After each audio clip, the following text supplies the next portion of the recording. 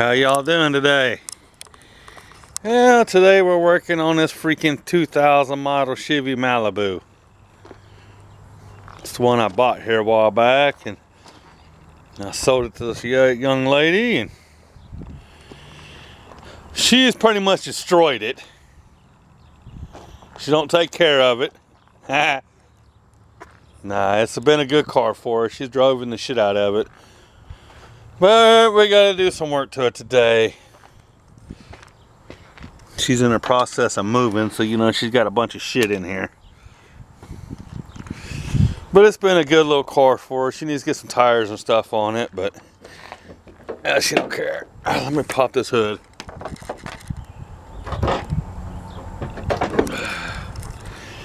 Anyway, we got the little, oh, I'm sorry, it's a 2004.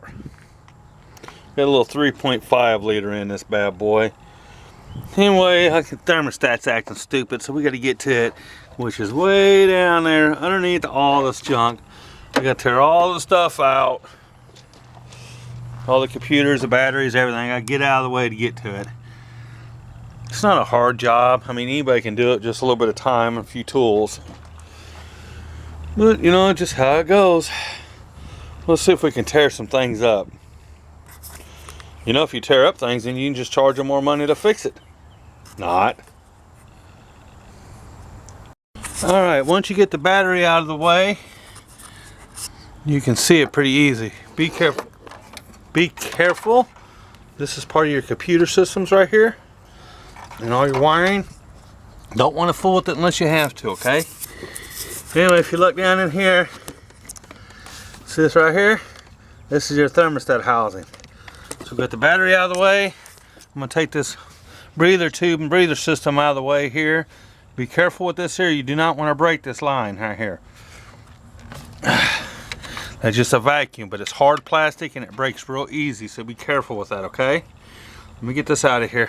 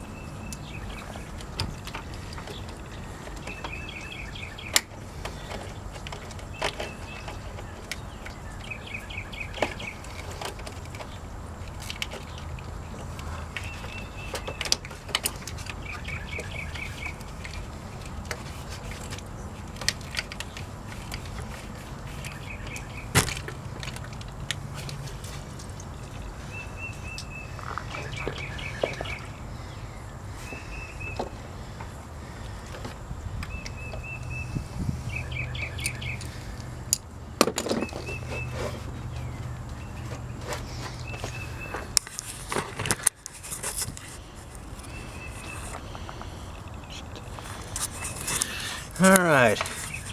You see, I took the top radiator hose off here. You're gonna lose some fluid, that's just to be normal. Pull this one off. But this one's got a little fun one we gotta get to. You see that bolt right there? There's one there. And let me pull this out of the way.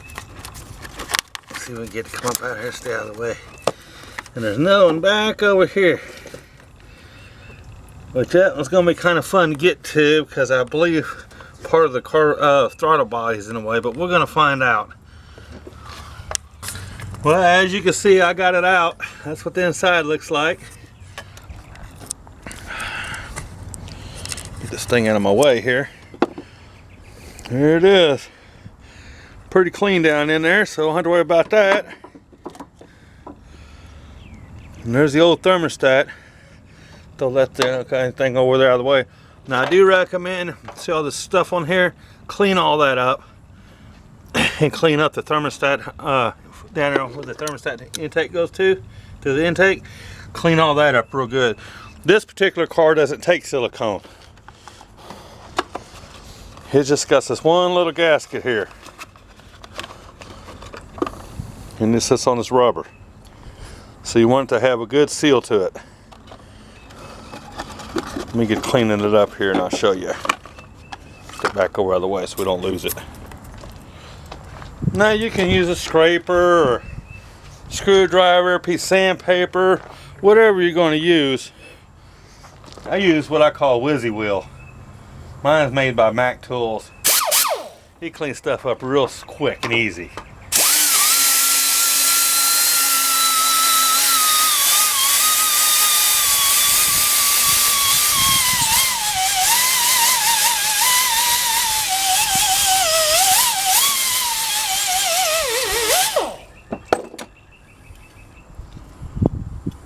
Inside's that thing out there.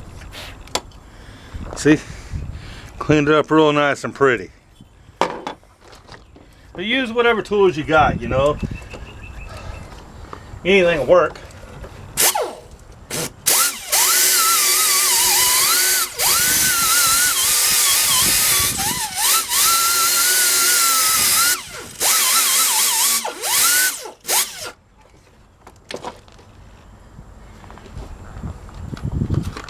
Taking a rag and just wipe it off real good.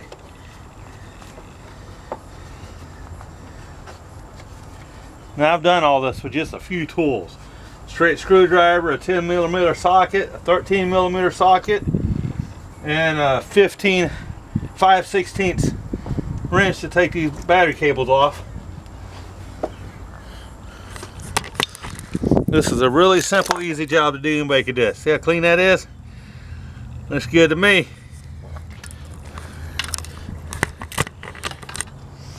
Now the trick to this, the hardest part about this whole job on this car, this particular motor, is you gotta get this thermostat in there, you gotta get this up over it, and you gotta get the stay in there without it falling out. That's the most trickiest part to this. Let's see if I can get you down here a little bit where you can see what's going on. Get the tools out of the way.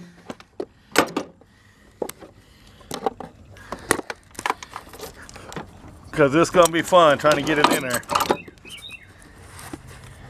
Oh, that'll probably work. I mean, it's not the best angle I can do for you, but it'll have to work, you know. So we're going to slide this thing in through here like this. Put the thermostat up anywhere and blow it in the hole where it goes, and she will try to fall out on you. Just kind of press it up in and hold it up in there.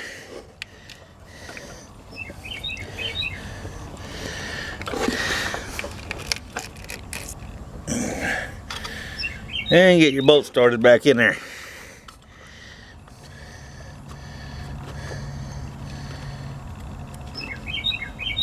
Come on.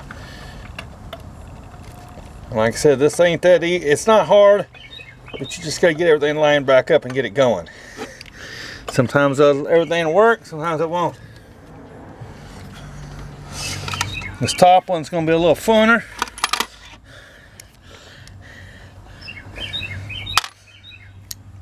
So we gotta change tactics on this bad boy. I can't get my fingers in there.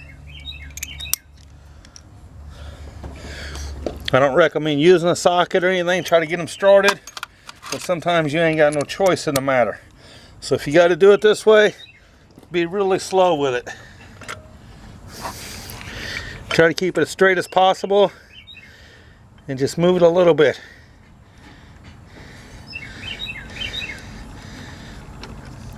You know, and turn it in there a few good times before you actually jam it in there.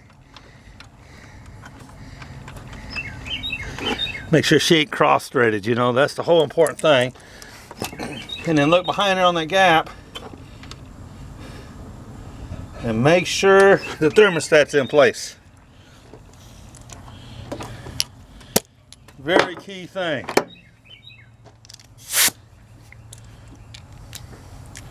Like I said, you do not want to cross-thread that in there.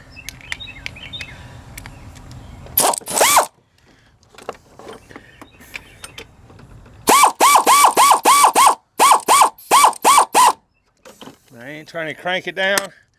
I'm just trying to snug it up a little bit. That's all I'm doing.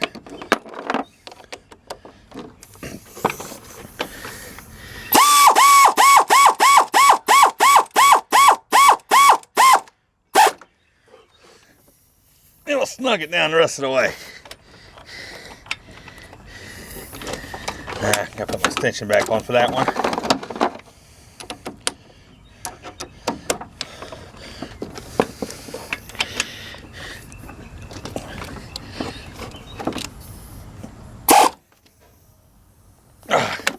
That's all you need is a good strong snug on it. And there she be. Now I gotta do is just put the little hose back on here.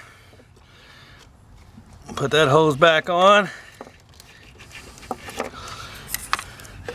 What do I do with that hose? Put that hose back in there. And we're just about done. But one note for you to note though, so I can get in here and get this zoom in. See this clamp? It's got different designs in it. It's got some fat spots, skinny spots. You want to try to put them back on the hose itself where it came off of, in the exact same spot. If not, they'll start leaking on you. I don't know why it does it, but it does it.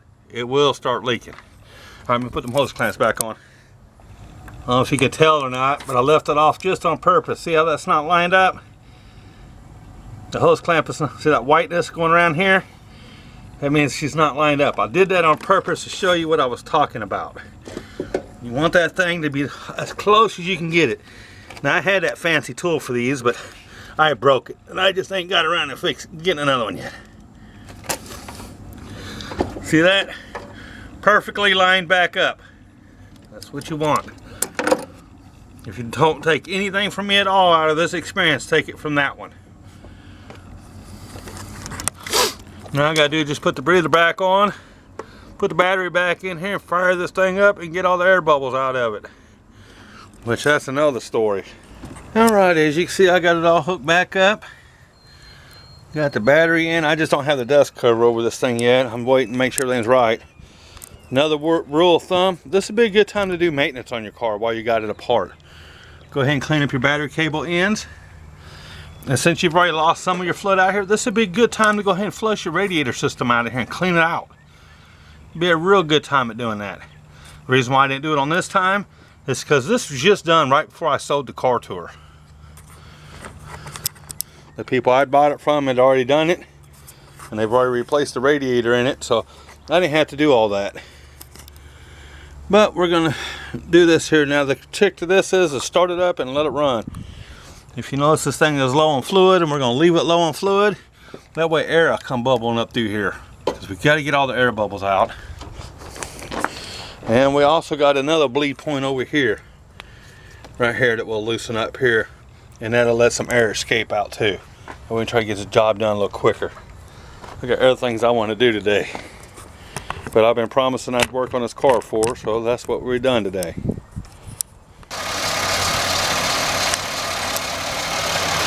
Let's see. I know I got vice grips on here, but I didn't want to dig through all my tools.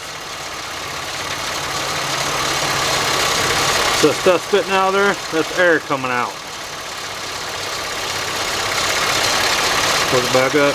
You know, trying to dig through all your little sockets and trying to find something that small is a pain in the butt. Another good rule of thumb is make sure the car is on level ground. I've done them where they've been up in the air or down in the hill, downhill a little bit, and they just don't burp very well. So try to make sure the car is on level ground.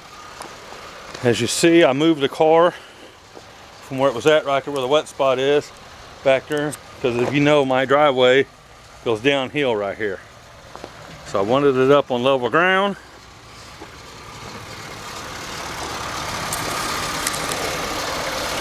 And figure you're gonna spend about 20 minutes at the very least doing this, trying to get the air bubbles out of this thing. We still ain't got nothing coming up in the radiator yet. But about 20 minutes at the very least. The longer you do it, the better.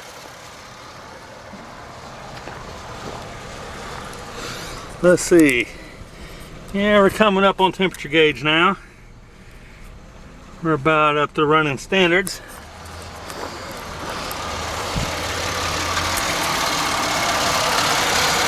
Still ain't got no movement in there yet.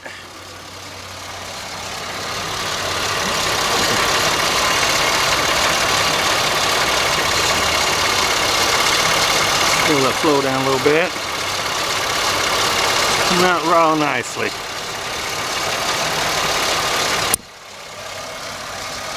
Alrighty.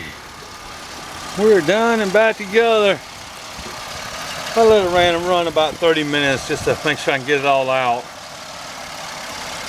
One thing you don't want to do, you know, is fix it and go down the road and it overheat on somebody. I think she got a little hotter thermostat than the car needed. Because it used to ride about a quarter of the way, between a quarter and a half, and that rides just a little bit over a half. So she must have got a 195 thermostat put in here or something stupid. But hey, you know, you do what the customer wants. I wouldn't put nothing that high in here. And after it's all said and done, take some water and wash it all off. That way you know everything's clean. You'd hate for them to go down the road smelling antifreeze. Now, this is a pretty good old car though. I picked it up dirt cheap. About the only thing that's really went wrong with this seat here. Somehow the seat itself broke down. She needs to get another seat. She still needs to get tires under it. She never did do that yet. Well, what do you expect from a woman, you know? They're not going to spend their money where it needs to be spent. But she's a good car though. She's had this car for probably 5-6 months now. Something like that.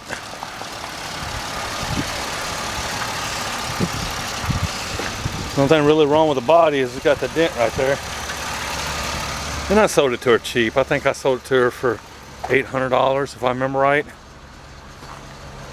I think I only gave, I think I gave $300 for it. 3 or 4.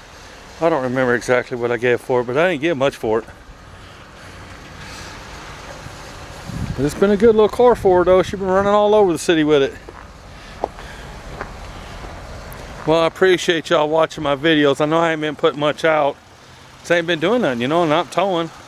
I'm one of the people that got laid off.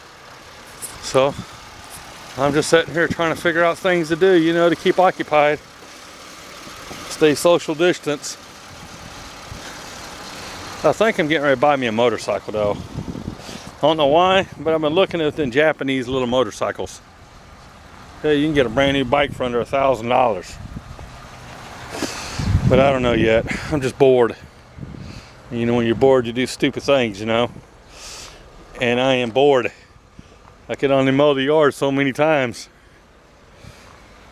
The old Z28, you know, it needs a motor. The guy I work for has got it, wants it, so, well, a guy I work with, you know. And then we all lost our jobs, so I told him I hold it for him. He's gonna give my money back on it. It's a good looking car though. It'd be a nice little hot rod, and that's what he wants to do, is make a hot rod for him and the son. I still got the old Chevy Impala. I'm done with it. I'm not gonna spend no more money on it. It's a lemon. You know, it needs work on it, but I'm not doing no more to it. So I got it. I still got my Chevy Impala that I went and bought. I'm bored, folks. I'm like the rest of y'all. I'm sure you guys are too. Tired of sitting around. No money to do anything. Starting to feel like a loser. That's really bad, you know, when you feel like a loser. You got a full-time job and you can't even go to work.